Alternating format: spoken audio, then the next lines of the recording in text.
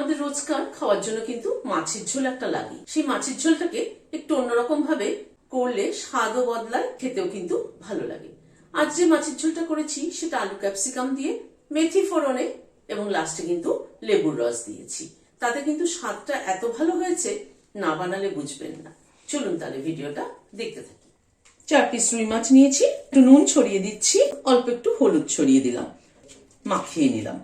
সরষের তেল দিচ্ছি, মাছগুলো ছেড়ে দিচ্ছি। ওই তেলে হাফ চামচ মেথি ফোড়ন দিলাম। গ্যাসের ফ্লেমটাকে একদম কমিয়ে মেথিটাকে ক্র্যাক করিয়ে নিলাম। এখানে একটা আলুকে 4 অর্ধেক করে হালকা করে বয়েল করে নিয়েছি, দিয়ে দিলাম। আলুটাকে এই মিনিট 2 মতো একটু নাড়াচাড়া করে নিলাম। একটা বড় ক্যাপসিকামের হাফ এরকম বড় বড় করে কেটে নিয়েছি। এই মেথি ফোড়নে আলু ক্যাপসিকাম দিয়ে মাছের ঝোল খেয়ে দেখবেন দারুণ লাগে। কিন্তু আমরা তো মেথি ফোড়নে ডাল তরকারি খেয়েছি, কিন্তু মাছের ঝোলও কিন্তু দারুণ লাগে। একটু নাড়াচাড়া করে নিলাম। এখানে একটা পেঁয়াজ সেদ্ধ করে পেস্ট করে নিয়েছি, সেটা দিয়ে দিলাম।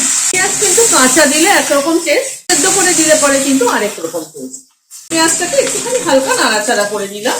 1 চামচ আদা বাটা, এর সাথে একটা কাঁচা লঙ্কা পেস্ট করে নিয়েছি, সেটাও দিয়ে দিলাম। আদা কাঁচা লঙ্কাটাকে দিয়ে একটু নাড়াচাড়া করে নিচ্ছি। হলুদ গুঁড়ো দিয়ে দিলাম পরিমাণ মতো, কাশ্মীরি রেড চিলি পাউডার অল্প একটু দিয়ে দিলাম, রোস্টেড ধনের গুঁড়ো 1 চামচ দিলাম, নুন দিয়ে দিলাম। সবকিছুকে দিয়ে একটু নাড়াচাড়া করে নিচ্ছি। গুঁড়ো মশলাটাকে দিয়ে মিনিট খানেক একটু নাড়াচাড়া করে নিলাম। এখানে একটা টমেটো পেস্ট করে নিয়েছি, দিয়ে দিলাম। টমেটোটাকে দিয়ে আবার একটু মশলাটাকে কষিয়ে নিচ্ছি। যেহেতু এখানে পাতলা ঝোল করছি, সেই জন্য কিন্তু সব মশলা দিয়ে আমি পেস্ট ব্যবহার করলাম। টমেটোটাকে দিয়ে এই মিনিট 2 একটু নাড়াচাড়া করে নিলাম। মশলাটাকে আর একটু কষিয়ে নেব। অল্প একটু সামান্য পরিমাণে একটু গরম জল দিয়ে দিচ্ছি।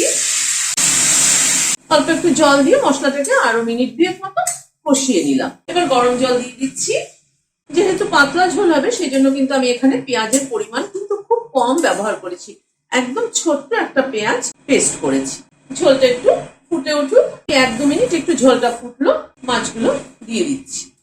মাছগুলো দিয়ে আবার একটুখানি ফুটিয়ে নিচ্ছি। আবার এই মিনিট 2 মতো ফুটিয়ে নিলাম। 2টো কাঁচা লঙ্কা মাথাটা ছিঁড়ে দিয়ে দিলাম ফ্লেভারের জন্য, আর একটা পাতিলেবুর অর্ধেকটা রস দিয়ে দিলাম। গ্যাসের ফ্লেমটাকে বন্ধ করে দিলাম। এই লঙ্কা দুটো কিন্তু মেনলি ফ্লেভারের জন্য দিলাম। এবার ঢেকে দিচ্ছি স্ট্যান্ডিং টাইম 5 মিনিট। এইভাবে একবার মাছের ঝোল করে দেখবেন, দারুণ লাগে কিন্তু খেতে। ভিডিওটি যদি ভালো লেগে থাকে তাহলে একটা লাইক এবং সাবস্ক্রাইব করার অনুরোধ রইল।